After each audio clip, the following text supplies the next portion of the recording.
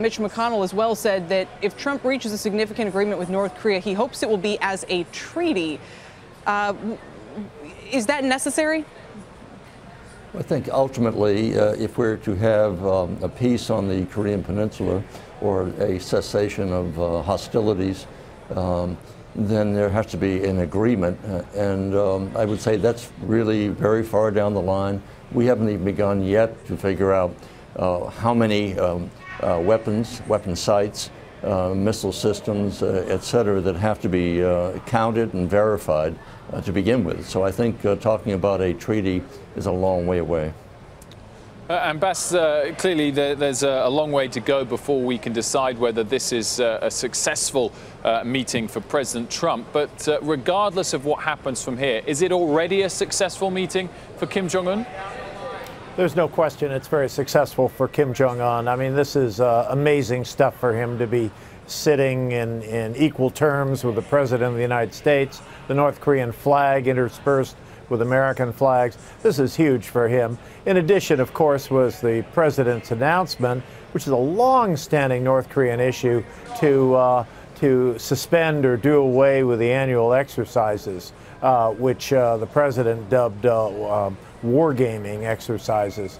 So these are huge wins for the North Korean president. And then when one looks at that joint statement, which frankly looked rather cartoonish compared to past efforts in this regard, it really puts North Korea under no new obligations, no clarity of what we want from North Korea, and frankly, even the issue of restarting the search for remains of victims of the Korean War. This was something stopped by Donald Rumsfeld because Rumsfeld thought it was too expensive. So, you know, this is really something where I think the lack of preparation, the president's own failure to really, crack his briefing book has really cost the United States dearly.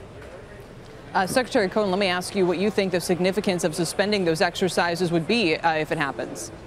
First, let me just comment on the costs involved. Yes, it's expensive to continue to train, to be ready to fight the wars you cannot deter. But how expensive it is to lose a war? How expensive is it to lose people in battle? We lost thousands in battle in the Korean conflict because we were ill prepared and not prepared and not well trained or well equipped. So this is a situation the president, well, it's very expensive to fly bombers. Yes, it's very expensive to be in shape, to be ready to defend our country and our allies in the region. Yeah. But to point out how expensive it is misses the point of what strategic deterrence is and how it protects U.S. interests as well as those of South Korea. So what about if that expense should not be the issue in making this judgment then on the importance of continuing these exercises? What is the importance or the rationale for continuing versus ending them at this point?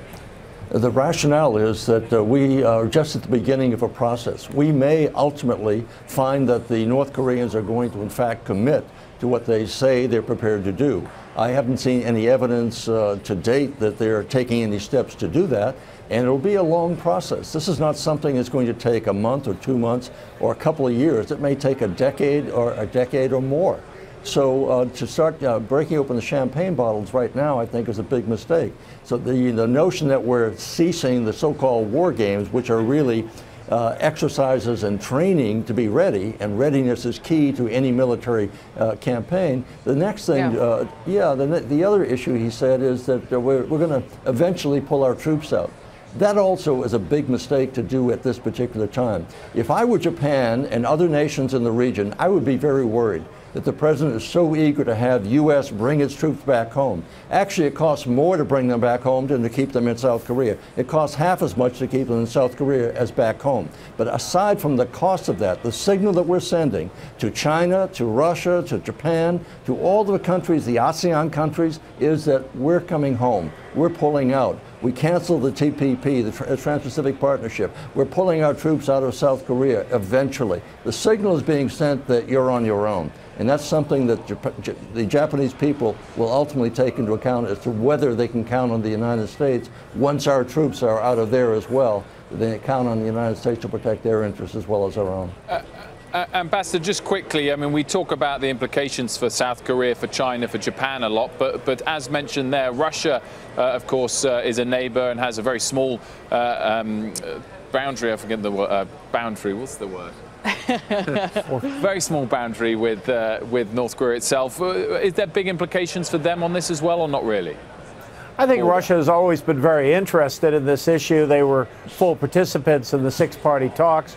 They had kind of eventual economic thoughts that maybe they could tie up railroads and pipelines into South Korea with South Korea's very sophisticated port system and essentially give them even better access to the Pacific Ocean than they have through Vladivostok. So I think they're very interested. The problem with the Russians, of course, is you get them into these multilateral negotiations, you see your interests, you think you understand their interests, and then they just kind of go south on you. So it's kind of tough these days to work with the Russians on anything, whether it's a Mother's Day resolution or peace in the Korean Peninsula. Hey there, thanks for checking out CNBC on YouTube. Be sure to subscribe to stay up to date on all of the day's biggest stories. You can also click on any of the videos around me to watch the latest from CNBC. Thanks for watching.